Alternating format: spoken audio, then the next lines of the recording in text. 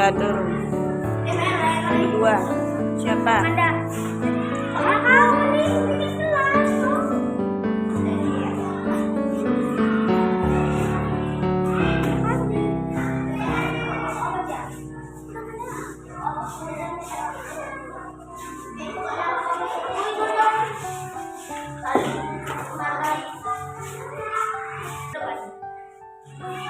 Tunggu belum? Oke.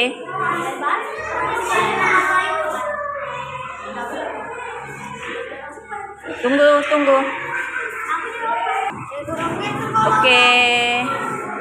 Oke, jangan lompat. Oke. Yang rapi.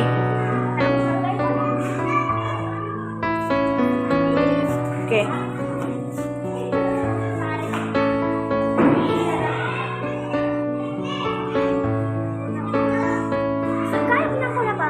Iya. Oke.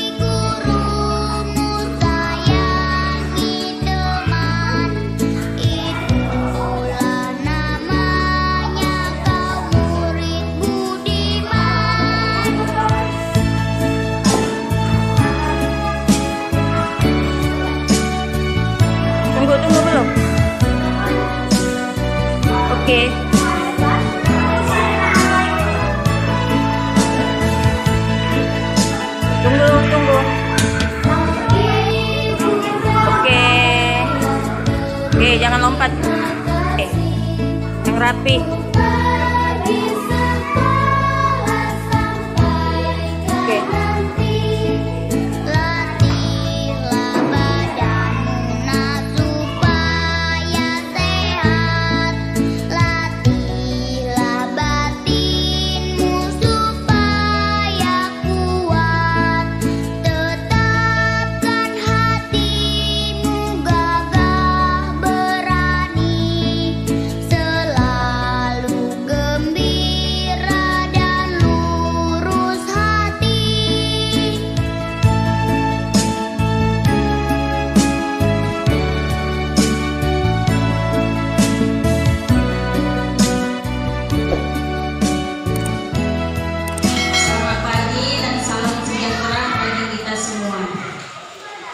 Yang saya hormati Bapak Kepala Sekolah SD Negeri 020251 dan yang saya hormati ibu-ibu guru sekalian. Salam guru hebat. Pertama-tama marilah kita panjatkan puji syukur kehadiran Allah Subhanahu wa taala yang telah memberikan nikmat yang begitu banyaknya sehingga kita dapat berkumpul pada acara hari ini dalam keadaan sehat walafiat. Tak lupa pula salam beriring salam kepada junjungan besar Nabi Muhammad SAW yang telah membawa kita pada zaman yang gelap gulita menuju zaman yang terang benderang. Semoga kita mendapat syafaatnya hingga yaumul kelak. Amin, amin, amin ya rabbal alamin. Sebelum membuka materi pada modul ini, saya membuka dengan pantun dulu ya. Mentari terbit belumlah injing, jalan sendiri menunggu pacar. Assalamualaikum, selamat pagi. Semoga acara ini berjalan dengan lancar. Amin. Baiklah Bapak Ibu, pada kesempatan ini izinkan saya memaparkan pemahaman dan pengalaman saya pada modul 1.4 tentang penerapan budaya positif di kelas dan di sekolah saya. Dalam modul 1.4 ini saya memaparkan aksi nyata saya tentang budaya positif. Rancangan tindakan untuk aksi nyata saya. Pertama, yang membuat tindakan rancangan aksi nyata saya ada latar belakangnya, yaitu murid tidak suka peraturan karena selama ini jika mereka melakukan pelanggaran maka akan mendapatkan hukuman dan cenderung akan mempermalukan dirinya. Berarti dalam budaya positif ini kita merubah peraturan menjadi keyakinan.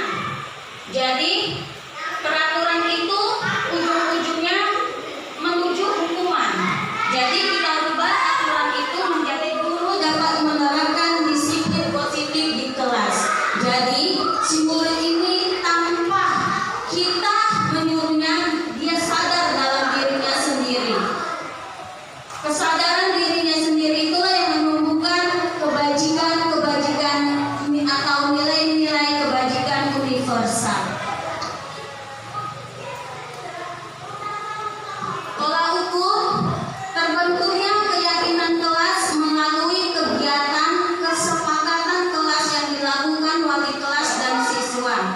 Siswa mampu menerapkan dan menjalankan keyakinan kelas yang dibuat. Seperti contoh, saya sudah menerapkan keyakinan kelas saya di kelas saya sendiri. Sebenarnya si anak ini tadinya tidak peduli dengan aturan, tetapi dengan membuat keyakinan kelas kita sepakat bisa nggak kita lakukan sehari-hari. Dan satu hal lagi, mereka perlu diingat setiap hari bahwa keyakinan kelas yang sudah kita sepakati itu harus kita lakukan. Bisa tidak? Bisa, Bu.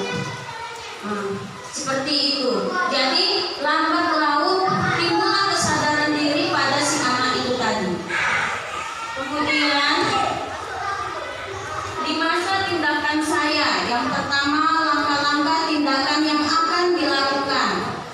Menghadap kepala sekolah untuk menjelaskan pentingnya penanaman budaya positif dan keyakinan kelas di sekolah, serta meminta izin untuk mendiseminasikan bersama rekan guru. Mengumpulkan rekan guru untuk melakukan diseminasi pemahaman materi budaya positif atau keyakinan kelas dan segitiga restitusi. 3. Berkoordinasi dan berkolaborasi dengan wali kelas untuk membuat keyakinan kelas di kelas masing-masing. 4. Memantau, merefleksi, mengevaluasi keyakinan kelas yang telah dibuat. Jadi sebenarnya peraturan sekolah itu bisa kita buat menjadi keyakinan sekolah dengan berkolaborasi kita, kepala sekolah, guru-guru, rekan guru yang lain, kita berkolaborasi untuk membentuk keyakinan kelas agar si anak itu sadar dalam dirinya sendiri untuk menaati aturan sekolah tersebut. Kemudian dukungan yang dibutuhkan. Yang pertama, dukungan dari kepala sekolah, rekan guru serta murid, agar kita kadang anak kita guru sudah berupaya keras mendisiplinkan anak dengan budaya yang positif, dengan yang bagus. Tiba di rumah si orang tua ini kadang-kadang budaya positifnya itu tidak ditanamkan. Kata-kata kasar mengajarkan anak itu jadi terbawa-bawa lagi ke sekolah. Jadi sekali-sekali kita sebagai guru memanggil orang tua bahwasannya kami sudah menanamkan budaya positif. Tolonglah Bu ajarkan, tolonglah Pak ajarkan anak ini agar terdidik budaya positifnya, tertanam budaya positifnya di dalam diri mereka sendiri. Jadi nggak hanya guru aja berpatokan, guru aja yang mengajarkan kebaikan si anak. Jadi peran orang tua itu ikut andil seperti itu. Kemudian berikut ini merupakan diseminasi di sekolah mengenai pemahaman dan pengalaman budaya positif. Pertama, konsep utama modul 1.4 budaya positif. Pembelajarannya ada perubahan paradigma belajar. Mungkin ibu-ibu baru tahu apa itu perubahan paradigma belajar. Tentang disiplin positif, kebutuhan dasar manusia, motivasi perilaku manusia, posisi kontrol restitusi, keyakinan kelas dan segitiga restitusi. Nah, apa ya itu? Nah, makanya saya mengajak Bapak Ibu untuk hadir di acara ini agar tahu apa itu pembelajaran dengan paradigma baru.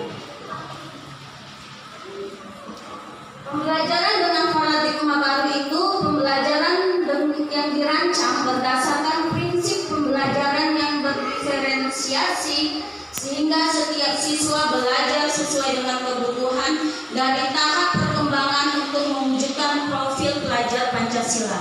Nah, kita ini sudah masuk dalam kurikulum Merdeka Belajar. Bagaimana kita seorang guru memerdekakan si anak itu dalam belajar? Nah, sebagai guru kita tidak menuntut anak untuk menguasai materi yang kita ajari, tetapi kita menuntun si anak itu agar menuju karakter profil pelajar Pancasila. Anak yang jago matematika sebenarnya sudah ada bakatnya dari keturunan orang tuanya jago matematika, ya kan? Kadang anak yang tidak tahu apa-apa, tidak jago matematika, untuk anak itu tahu bahan materi Google, internet itu udah ada semua. Tinggal searching di Google, anak tersebut sudah tahu jawabannya. Nah, bagaimana kita seorang guru tidak kalah dengan si Google itu tadi? Kita harus menuntun anak itu memiliki karakter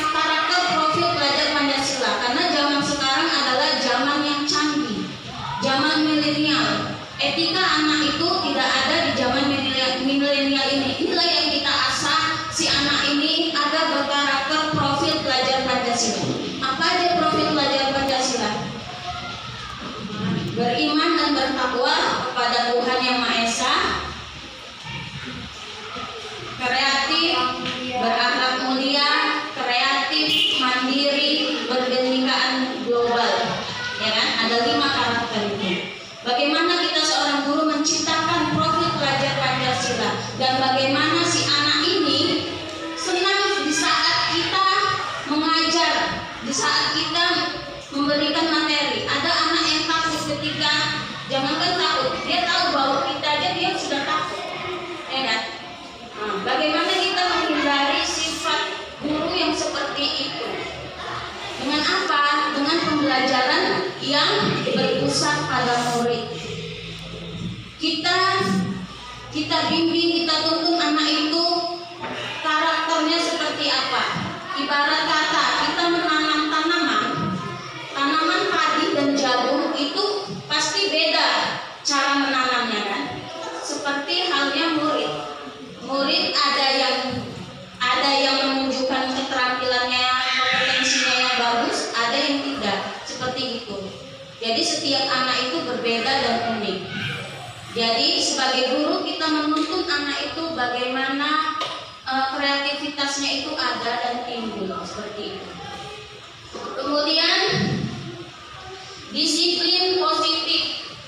Dalam budaya kita, makna kata disiplin dimaknai menjadi sesuatu yang dilakukan seseorang pada orang lain untuk mendapatkan kepatuhan. Kita cenderung dengan menghubungkan kata disiplin dengan ketidaknyamanan. Disiplin positif merupakan salah satu penerapan disiplin yang bertujuan untuk menumbuhkan kesadaran serta memberdayakan anak untuk melakukan sesuatu tanpa sokongan, ancaman maupun hukuman.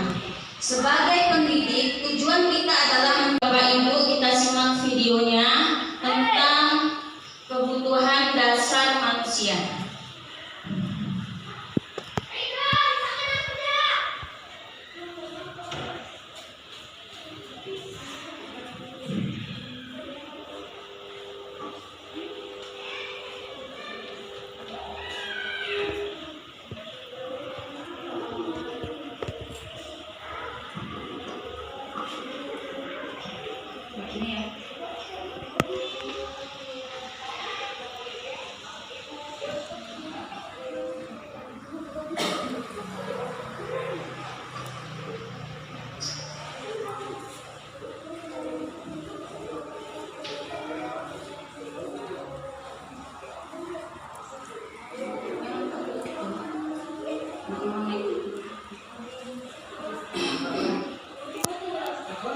Iya, bluetoothnya nggak connect.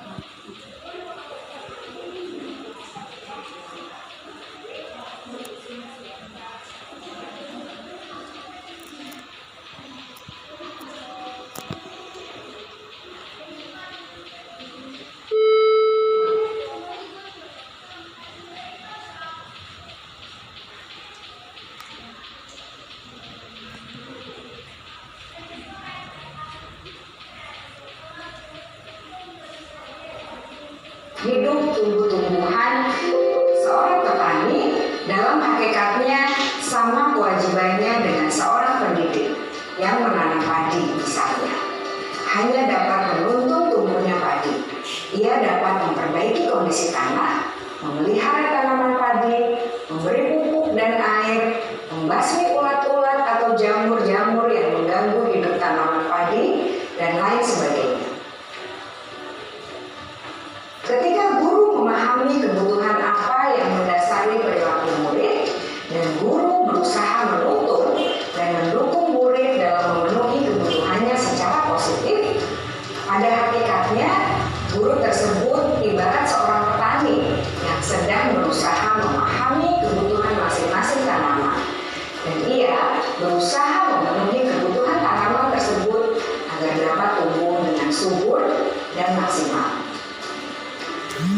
Dr. William Glasser, seorang psikiater dari Amerika Serikat, menyatakan bahwa seluruh tindakan manusia memiliki tujuan tertentu, yaitu memenuhi kebutuhan dasarnya.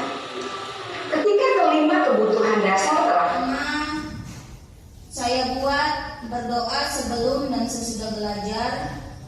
kelas sesuai jadwal, jujur dan percaya diri, datang tepat waktu, bertanggung jawab. Bertanggung jawab itu berarti mengerjakan PR, kan ada tanggung jawabnya ya kan. Itu salah satu dari bertanggung jawab. Kemudian sopan dan santun. Biasanya anak-anak itu kalau nggak kita ajarkan sopan santun ketika kita guru atau kedatangan tamu, mereka ribut. Jadi ada kesepakatan kelas, keyakinan kelas bahwasanya kalau ada tamu ibu bisa kalian yakini, kalian kesepakati tentang sopan dan santun.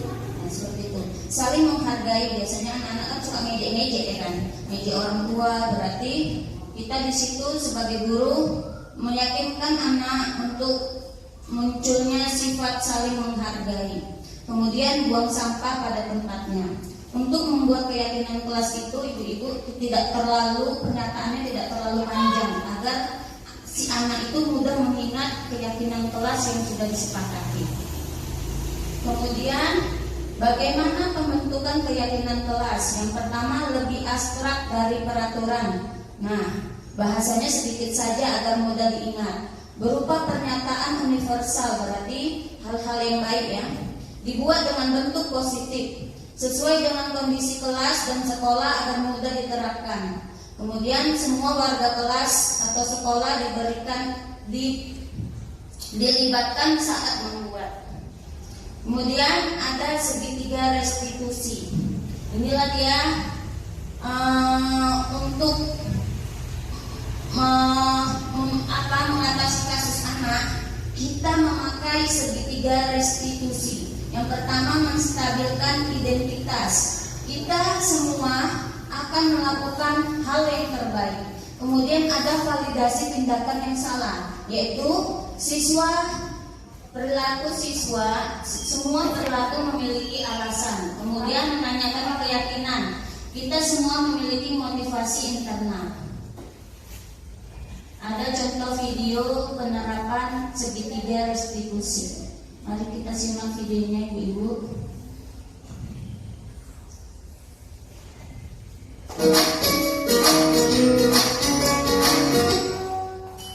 Salam dan bahagia Ibu dan Bapak guru hebat. Pada video kali ini kita akan membahas tentang salah satu program disiplin posisikan oleh guru atau orang tua agar dapat menghasilkan murid yang mandiri dan bertanggung jawab. Pada saat guru di posisi manajer, aspek yang dikembangkan pada murid adalah motivasi intrinsik, sehingga penanaman nilai-nilai kebajikan dapat tumbuh dan berkembang menjadi suatu kebiasaan positif yang akhirnya membentuk karakter murid. Proses dialog ini terdiri dari 3 langkah yang digambarkan pada ketiga sisi pada segitiga restitusi.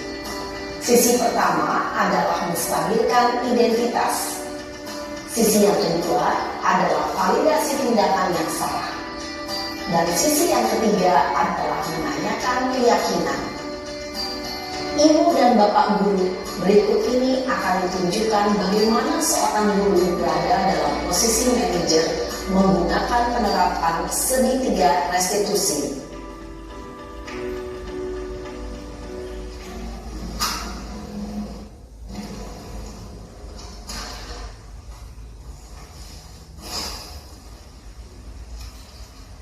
Siang Sarah. Siang Pak. Sudah lama gak ketemu Sarah? Kenapa hari ini ada di sini? Kesel Pak, kesel banget. Masa aku dikatain tukang fitnah Pak?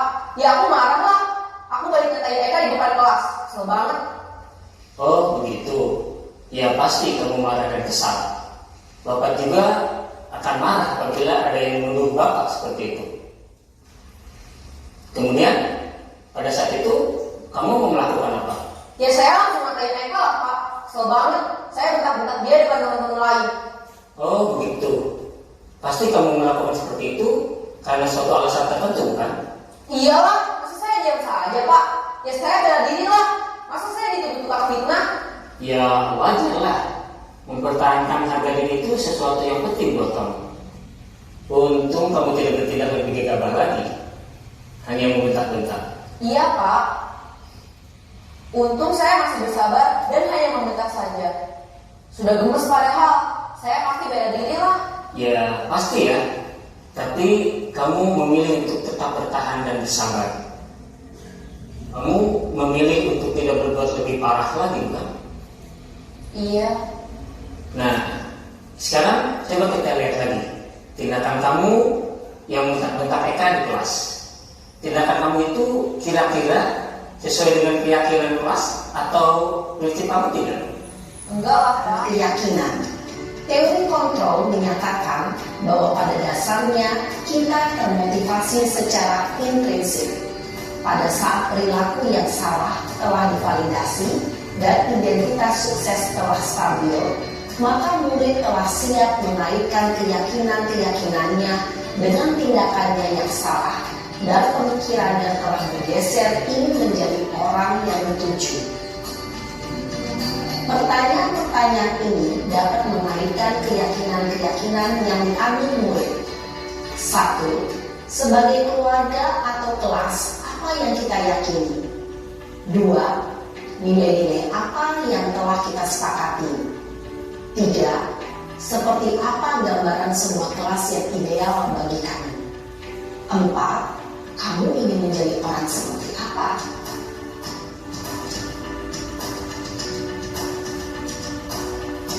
Dalam menerapkan segitiga restitusi, perlu diperhatikan beberapa hal, yaitu 1.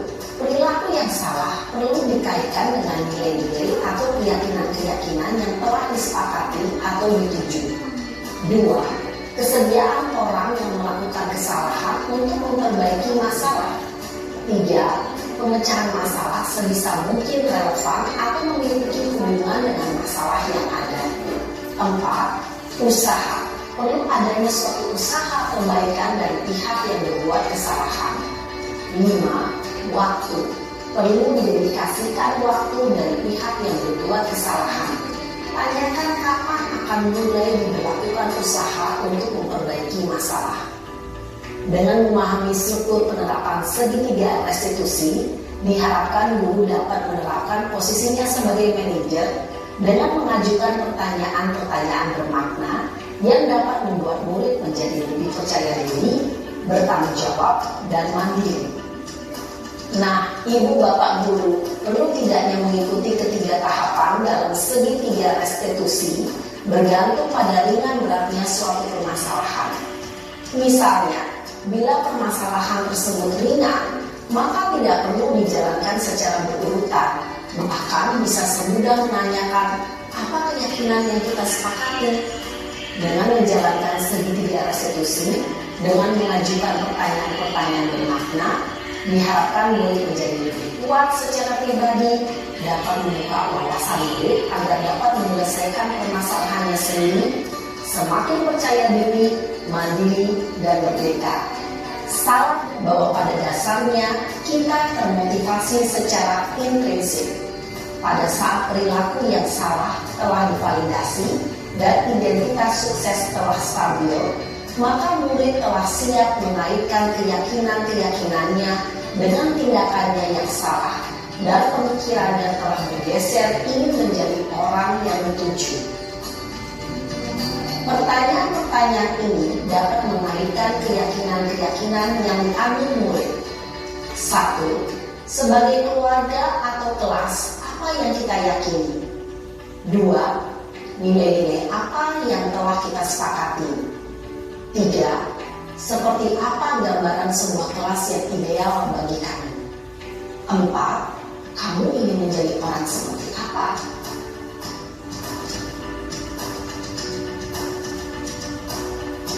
Dalam menerapkan segitiga restitusi, perlu diperhatikan beberapa hal, yaitu 1. Perilaku yang salah perlu dikaitkan dengan nilai-nilai atau keyakinan-keyakinan yang telah disepakati atau dituju.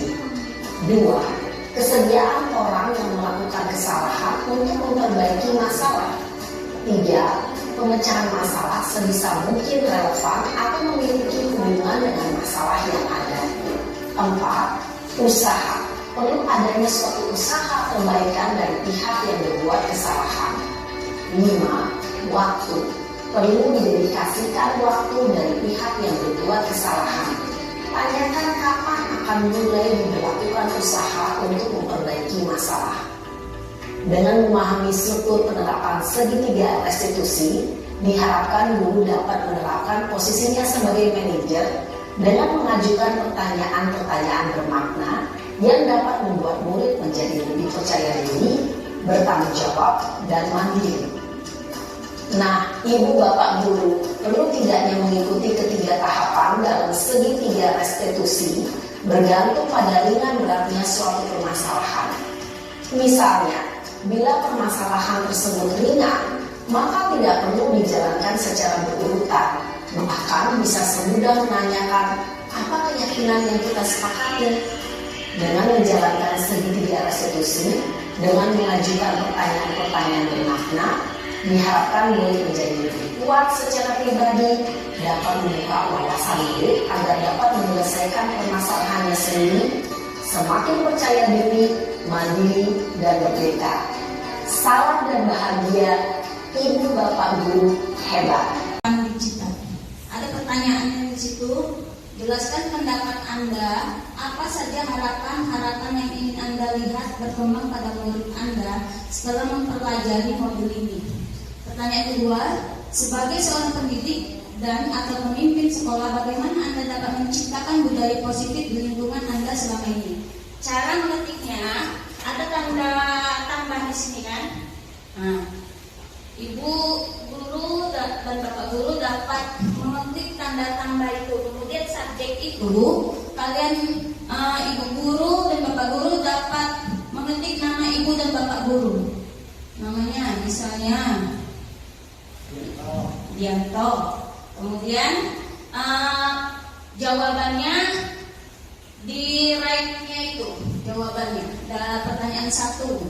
Kemudian mau warna apa ibu? Bapak ibu guru mau warna blue, warna orange. Misalnya saya ketik di sini Arlina, ya kan? Pertanyaannya misalnya tadi kan pendapat saya.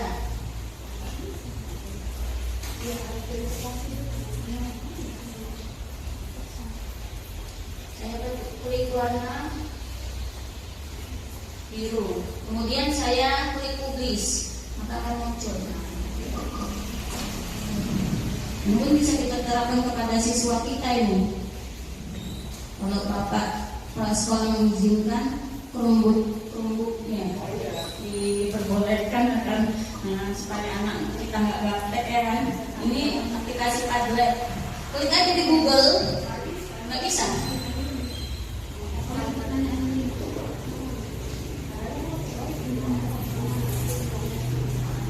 Punya bapak bisa pak?